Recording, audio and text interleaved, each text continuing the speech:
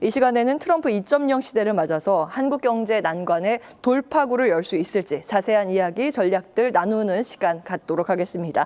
먼저 김수동 산업연구원 글로벌 경쟁 전략 연구단장 전화 연결 통해서 위중 통상 향방과 함께 대응 전략 모색을 해보도록 하겠습니다. 단장님 나와 계시죠? 네, 안녕하세요. 예, 굉장히 화려하게 트럼프 대통령 취임식 주목을 받고 있습니다. 앞으로 이제 보호무역주의 시대가 개막을 했다라는 평가가 나오고 있는데 예상 시나리오와 함께 그에 대한 대응 전략 어떻게 세우고 계신지요? 일단 뭐 강력한 보호주의가 이제 트럼프 이게 더 이제 심화될 것으로 예상이 되고요. 그중에 이제 가장 대표적인 수단이 이제 관세, 그리고 뭐 대표적인 보편 관세가 되겠죠. 근데 이제 이미 캐나다, 멕시코는 뭐 이미 2월 1일부터 25%를 관세를 부과한다고 이제 얘기를 했고, 다행인 점은 이제 한국이나 다른 나라들은 아직까지 그 얘기가 안 나왔는데 아마 조금은 이제 유보된 것 같은데요. 아마 곧 아마 뭔가 조치가 있을 것 같아요. 그래서 안심하기는 좀 이르고요. 그래서 우리도 아마 관세 부과에 대한 준비를 하고 있어야 되지 않을까라는 생각이 들고요. 그다음에 이제 두 번째 시나리오는 아마 우리 이제 한미 FTA가 지금 이제 올해 지금 이미 발효됐는데 이거를 또 재협상, 지난 1기 때 한번 재협상을 했거든요. 근데 또 다시 아마 협상을 하러 들지 않을까. 만약 관세를 부과하게 되면 사실상 한미 FTA가 무력화되는 상황이거든요. 그래서 어떤 형태의 어떤 재협상 요구가 또 들어오지 않을까라는 이제 그런 또 시나리오를 예상할 수 있고요. 그다음에 이제 우리가 바이든 정부 때 미국 투자를 많이 했잖아요. 그런 것들이 아마 트럼프 때도 아마 트럼프 정부도 아마 그런 걸 많이 요구할 가능성이 높고요. 결국은 미국 제조업을 부흥시켜야 되고 일자리 창출, 뭐 중산층 부활, 뭐 이런 것들 때문에 아마 우리 기업들한테 아마 투자 요구를 많이 할 가능성이 있습니다. 그리고 이제 어, 공급망 재편, 특히 이제 기존에 중국 중심의 공급망을 이제 미국 중심으로 특히 첨단 산업 쪽은 이제 더 강하게 아마 그런 이제 공급망 재편 이제 전략을 이제 들고 나올 것으로 예상이 되고, 그게 이제 한국 기업들도 거기에 이제 좀 많이 협조를 해라라고 하고, 또는 그 생산이나 조달을 미국 내에서 미국 현지에서 할 수 있는 이런 방안의 어떤 요구, 이런 것들에 대한 요구가 아마 크게 나올 것 같습니다. 네, 이 일기 때 생각을 하면 가장 이제 두려워하는 예상 시나리오라고 하면 미중 전면 관세 전쟁, 무역 전쟁일 겁니다. 이 통상과 관련해서는 어떻게 지금 시나리오가 예상이 되고 있나요? 어, 일단 뭐 중국의 그런 이제 대규모 관세가 이제 뭐 부과를 할 걸로 예상이 되고요. 이제 그렇게 되면 우리한테는 뭐 어떻게 보면 좀 기회가 될 수도 있다는 판단이 좀 있고요. 왜냐하면 이제 중국의 고관세고 중국에 대한 고관세 때문에 중국이 이제 기업들이 이제 세계 시장에서 어떤 좀 뭐랄까 좀 맥을 못 춘다면 그런 시장들은 이제 한국 기업들, 특히 이제 반도체라든가 뭐 전기차, 배터리 이런 업종으로 좀 우리가 좀 기회가 될 수 있다는 생각이 들고요. 그리고 이제 아까 말씀드렸다시피 이제 한미 FTA에 대한 어떤 이미 지금 USMCA를 지금 25% 관세를 물리면서 거의 무력화시키는 상황이 된다면 아마 한미 FTA도 어떤 형태로든 재협상 요구가 들어올 수 있고요. 우리한테는 그런 이제 변화가 있을 것 같고, 그다음에 이제 미중 갈등이 이제 계속해서 심화되면 결국 이제 뭐랄까 그런 어떤 중국 압박에 한국도 이제 동참을 하라는 어떤 동맹국에 대한 압박, 특히 뭐 반도체라든가 이런 쪽 이미 뭐 우리가 많이 경험을 하고 있는데 그런 요구도 강력하게 들어올 가능성이 있고요.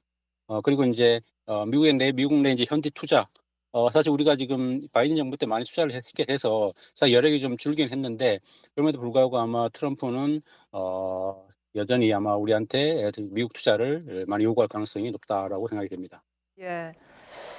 리쇼어링 다시 이제 제조업 강국으로 부상하자라는 것이 또 트럼프 대통령의 한 축의 그 정책이기 때문에 우리도 좀 예의주시해야겠습니다. 이제 우리가 좀 대비해야 할 문제점 중심으로 체크해 주셨는데 기회 요인도 좀 찾아보도록 할까요? 보호무역주의가 우리 안에서 이제 어떤 기회 요인으로 작용을 하게 될까요?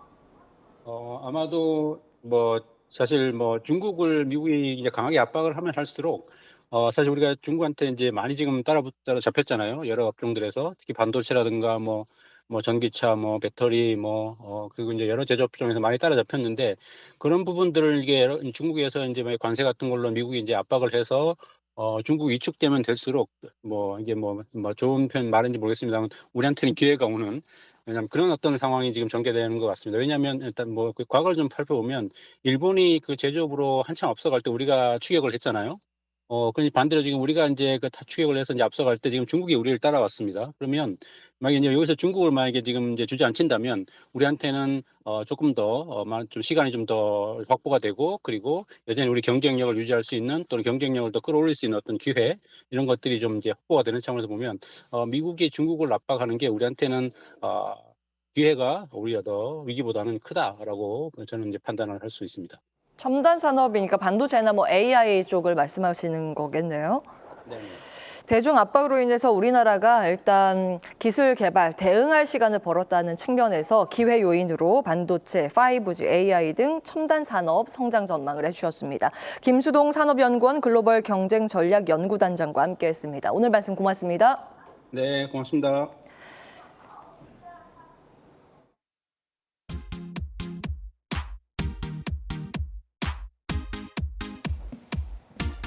네, 트럼프 대통령 취임 후 잇따라 전해지고 있는 행정명령에 업종별 등락폭이 확대되고 있는 우리 시장입니다. 양시장 외국인 기관 동반 매도세가 나타나는 가운데 코스피 시장은 그래도 소폭의 상승 전환에 성공했는데요. 시총 상위 종목들 살펴보면 삼성전자, SK하이닉스, 반도체 대표주에는 외국인 수급 유입이 포착되는 가운데 나란히 상승폭을 켜내고 있습니다. 또 2차 전지주들의 약세가 눈에 띄고 있는데요. LG에너지솔루션, 포스코홀딩스, 또 코스닥 시장에서는 에코프로그룹주와 엔캠의 약세가 현재도 두드러지고 있습니다. 테마 업종들도 살펴볼 텐데요. 현재 실적 테마에서는 우주항공과 조선주, DDR5 반도체 부품주가 상위단에 위치해 있습니다. 또 장기 테마에서는 헬스케어 장비, 로봇과 5G 순이고요. 단기 테마에서는 경영권 분쟁과 피팅, 조선 MRO가 상위단에 위치하고 있습니다. 마지막 업종상에서는 항공과 조선, 방산과 해운 순으로 상위단을 차지하고 있습니다. 트럼프 2기 대표 수혜주로 부각되고 있는 조선주부터 살펴보겠습니다. 트럼프 대통령이 그간 한국 조선업체와 협력을 강조해온 데 따라서 2기 행정부가 시작되면서 수혜 기대감이 반영된 모습인데요. 아울러 실적에 대한 기대감도 작용하고 있습니다. 신한투자증권이 전날 발행한 보고서에 따르면 조선 커버리지 5개사 합산 영업이익이 전년 동기 대비 346% 증가해 시장 추정치를 8%가량 상회할 것으로 전망했는데요. 현재 조선주 가운데에서는 HD 현대미포의 강세가 가장 두드러지고 있고 삼성이시 한국카본과 HD 현대중공업도 5% 상승하고 있습니다. 우주항공주도 오늘 트럼프 대통령 취임 후 강세를 보이고 있는데요. 러시아와 중국을 견제하기 위해 우주항공 산업을 키우고 산업 규제를 완화할 것으로 전망되고 있습니다. 트럼프 대통령은 취임식에서 화성에서 성조기를 꽂는 화성 계획 발언을 하기도 했는데요. 우주항공 내에서는 현재 파이버 프로와 이수페타시스 AP 위성과 한화 시스템이 5% 이상 상승폭을 켜내고 있습니다. 이어서 오늘 급락을 보이고 있는 2차 전지주들도 살펴보겠습니다. 트럼프 대통령이 조 바이든 전 대통령의 전기차 의무화 정책을 폐기하고 그린 뉴딜을 폐지하기로 하면서 2차 전지주들이 속락하는 모습을 보이고 있는데요.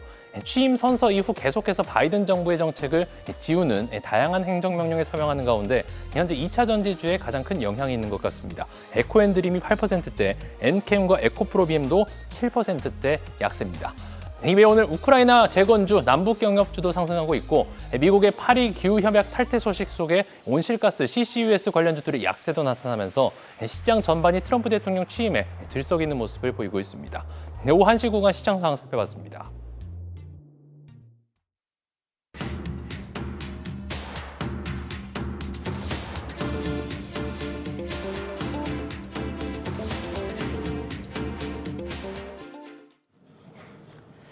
네, 뭐 앞서 말씀드린 것처럼 도널드 트럼프 정부가 출범하면서 트럼프노믹스가 전 세계를 뒤흔들 것으로 예상을 하고 있습니다. 관세 인상, 감세 정책, 불법 이민자 추방 등 미국을 다시 위대하게 내세우는 경제 정책이 지금 뭐 실현될 가능성이 아니라 이미 나오고 있는 그런 상황입니다. 그렇다면 트럼프가 꿈꾸고 있는 트럼프 2.0 시대는 무엇이며 우리 경제는 무엇을 준비해야 하는지 이분과 자세한 이야기 나눠보겠습니다. IM투자증권 박상현 전문위원 나와 계십니다. 어서 오십시오. 네, 안녕하세요. 네.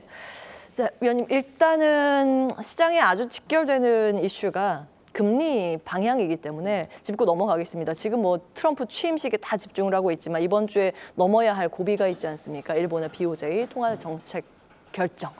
한국, 미국, 일본 이제 금리의 방향성이 굉장히 귀추가 주목되고 있습니다. 어떻게 좀 바라보고 계시는지요? 뭐 요약해서 말씀드리면 삼국 삼색의 어떤 흐름을 좀 보일 것 같고요.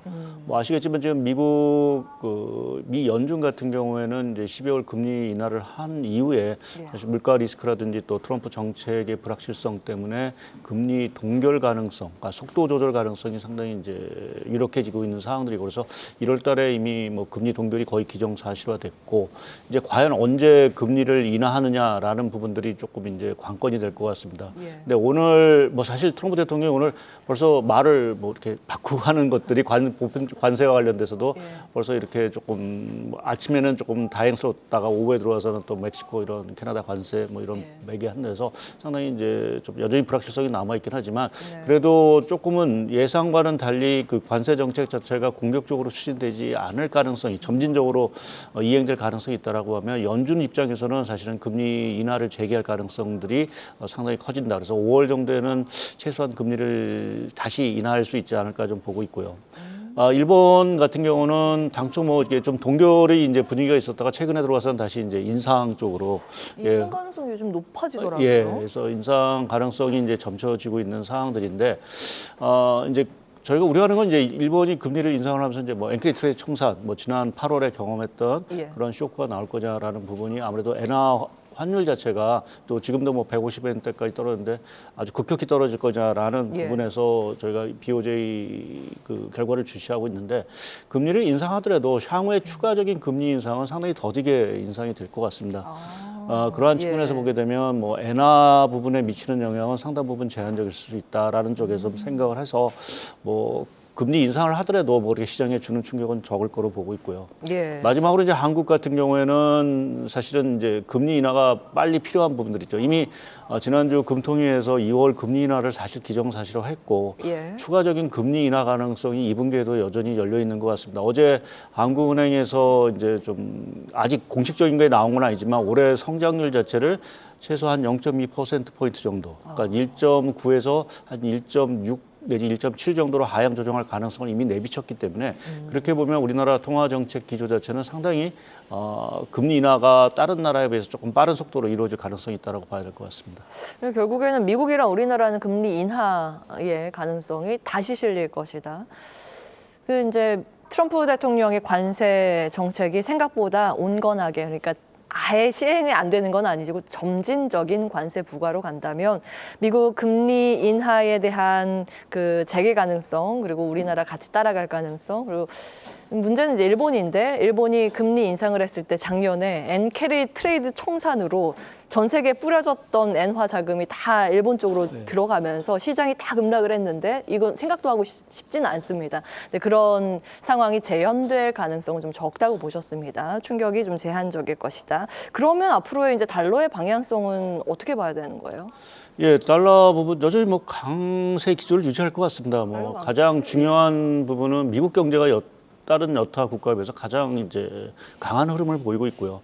또 연준이 금리를 인하한다 하더라도 금리 수준 자체가 절대적으로 다른 나라에 비해서 높기 때문에 그러한 부분에서 보게 되면 이제 달러 강세 기조는 유지가 되긴 하겠지만 우리가 우려했던 슈퍼 강세 또는 이제 아주 초강세 현상 자체는 좀 저는 좀 제한적이지 않을까. 오히려 좀 오늘 뭐 조금 더 봐야 되긴 하겠지만 트럼프 대통령의 어떤 관세 정책이라든지 예. 이러한 정책 자체가 다소는 좀 전진적으로 이행이 된다라고 하면 오히려 연준의 어떤 금리 인하 가능성이 커지고 그것 때문에 달러 흐름 자체는 완만하지만 좀 하락 쪽에 좀 무게를 좀 두지 않을까 좀 보고 있고요. 예. 그리고 이제 관세뿐만 아니라 트럼프 대통령이 오늘 뭐 명시적으로 얘기는 안 했지만 우리 그 무역 협정이라든지 각국의 이제 통상 문제에 대해서 이제 조금 검토를 하겠다라는 얘기를 한 거는 예. 결국 그 환율 문제에서도 조금 뭔가 얘기를 하겠다라는 의미로 좀 받아들였습니다. 그러니까 예. 뭐 유로라든지 엔이라든지 위안화라든지 우리나라 원화 가치에 대해서 조금 절상에 대한 요구들이 사실은 있지 않을까. 그것은 역설적으로 보면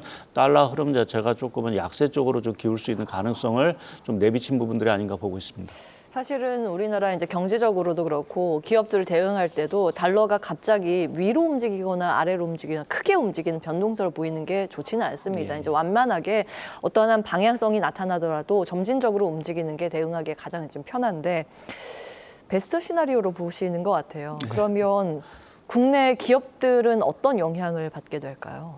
예, 뭐 환해 부분에 있어서는 뭐 다소는 조금 이제 부담감이 좀 덜어질 수도 있는. 왜냐하면 좀 우리나라 기업들 같은 경우는 뭐 환에 대한 환율이 올라가서 효과를 보는 부분은 과거에 비해서 상당히 좀 제한적인 것 같습니다. 이게 전 세계적으로 통화 가치가 동반 이제 하락을 하고 있는 상황들이고 예. 또 이제 수요라는 부분, 그러니까 글로벌 수요라는 부분 자체가 둔화가 되기 때문에 우리나라 환율이 올라간다고 해서 우리나라 제품 자체가 더 많이 팔리는 이러한 시대는 조금 아니지 않을까 좀 생각을 해서 오히려 좀 환율이 안정이 돼야 뭐 기업들의 어떤 부채 부담이나 외화 부채 부담이라든지 또 수입 단가라든지 이러한 것들이 조금 이제 안정을 찾을 수 있는 부분들이어서 환율 부분 자체가 조금 이제 안정을 찾는다라는 거는 우리나라 기업들 입장에서 보게 되면 조금 이제 오히려 좀 그런 것들이 좀 긍정적이지 않을까라는 쪽에 좀 생각을 하고 있고요.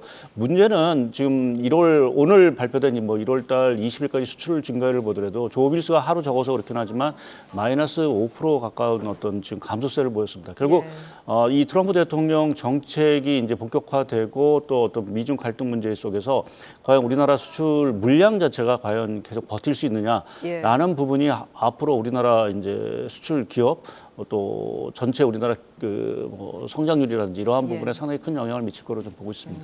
그러니까 오늘 1일에서 20일 그 사이에 수출 데이터가 오전에 바로 발표가 됐는데 전반적으로 아주 좋지는 않았습니다. 환효과도 있을 텐데 특히 이제 화장품 같은 건 좀 실망스럽더라고요. 그런 부분도 좀 체크를 해보셔야 될 것 같고 그러면 금리 정책 변화에 따라서 우리는 어떻게 좀 대응 전략을 세워야 하는지 그래도 궁금한 게 그 트럼피즘 리스크라고 명칭이 되더라고요.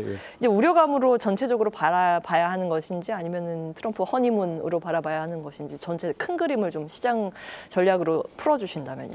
예, 뭐 오늘 장의 흐름이 사실은 이제 트럼프 2기 정책의 어떤 걸 뭐 단적으로 좀 보여준 것 같습니다. 그러니까 트럼피즘 리스크하고 그 허니문에 대한 기대감 자체가 계속해서 반복되는 어떤 이 변동성 장세가 계속 이어질 거로 좀 보고 있고요. 근데 다만 오늘 이제 행정명령이 이제 여러 가지로 발표가 됐는데 당초 우려보다는 다소는 조금 이제 좀 유화적인 부분들이 조금 있는 것 같습니다. 그래서 그렇게 보면 트럼피즘과 관련된 리스크 자체가 상대적으로 좀 둔화된 반면에 오히려 조금 이제 정책에 대한 효과들을 저희 기대할 수 있는 허니문 효과가 조금은 더 기대할 수 있지 않겠느냐. 그 과정 속에서 미국의 금리 인하 사이클 자체가 뭐 물가 안정이 또 트럼프 정책의 불확실성 해소로 인해서 안정을 좀 찾게 된다라고 하면 국내 주식 시장이라든지 경기 쪽 입장에서 보게 되면 조금 긍정적이지 않을까. 왜냐하면 이제 트럼프 대통령의 어떤 관세 정책이 너무 강하게 나오면 우리나라 수출 경기가 올해 상당히 어려울 거라고 이제 예상을 했었는데 그 부분 자체가 조금 리스크가 완화될 수도 있는 부분들이고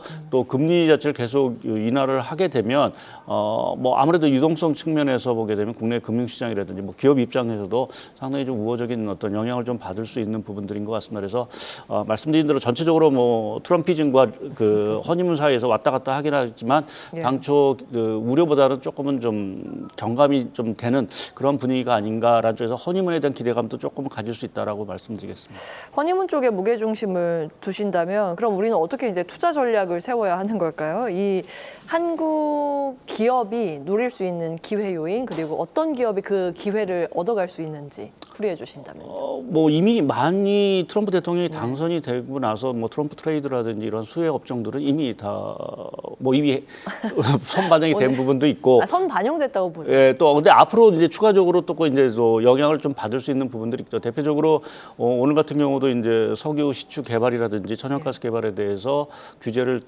대폭적으로 완화하겠다. 뭐 땅속에 금을 캐겠다라는 어떤 의미를 결국은 에너지 개발에 대한 부분 자체를 상당히 좀 강화하겠다는 의미이기 때문에 그렇게 보면 에너지 인프라 투자라든지 이러한 쪽에서 저희가 좀 수혜를 볼 수 있는 부분들이 있는 것 같고요. 또 계속 얘기되던 뭐 AI라든지 또 최근에 로봇이라든지 또 방산 뭐 우주 뭐 이러한 기본적으로 이제 미국이 추구하는 어떠한 정책들에서는 계속해서 기회 요인들 자체가 상당 부분 나올 수 있다라고 저희는 좀 판단을 좀 하고 있고요. 반면에 이제 피해가 되는 부분 자체는 뭐 오늘도 그렇지만 이제 그 뭐 보조금 정책과 전기차 보조금 정책이라든지 이러한 것들이 좀 후퇴하면서 우리나라 기업이 좀 피해를 받을 수 있는 부분들이 하나 있는 것 같고 또 한 가지는 좀 아무래도 이제 미중 갈등이 계속되는 과정이 뭐 앞으로도 계속 되겠죠. 그 과정에서 중국의 이 저가 수출, 그러니까 우리가 어떻게 보면 중국가 갖고 있는 각종 과잉들 자체를 이제 시장에 쏟아내면서 그 부분에 대한 어떤 피해 자체가 여전히 우리나라 산업 관련 업종에는 영향을 받을 수밖에 없기 때문에 중국발 이 다운사이징 리스크로 배운 데는, 그러니까 과잉 자체를 수출해서 그와 관련된 업종들 자체가 피해보는 이러한 부분에 대해서는 여전히 저희가 좀 경계를 해야 되지 않을까 좀 보고 있습니다. 구체적으로 어떤 업종들이 여기에 뭐 해당해요? 대표적으로 이제 뭐 화학이라든지 철강 업종 뭐 이런 것들이 되겠죠.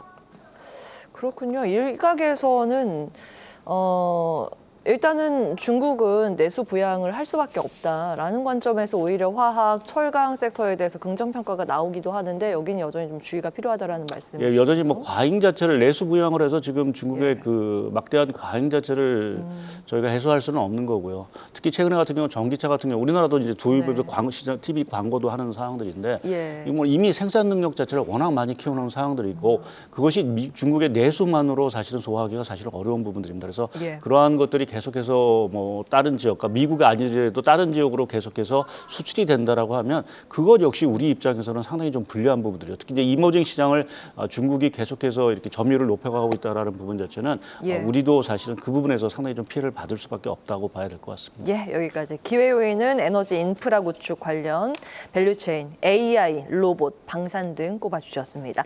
IM투자증권 박상현 전문위원과 함께했습니다. 오늘 말씀 고맙습니다. 예, 감사합니다. 계속해서 다양한 경제 이슈를 알고 싶다면 구독과 좋아요, 알림 설정 부탁드립니다. AI 캐스터 권미정이었습니다.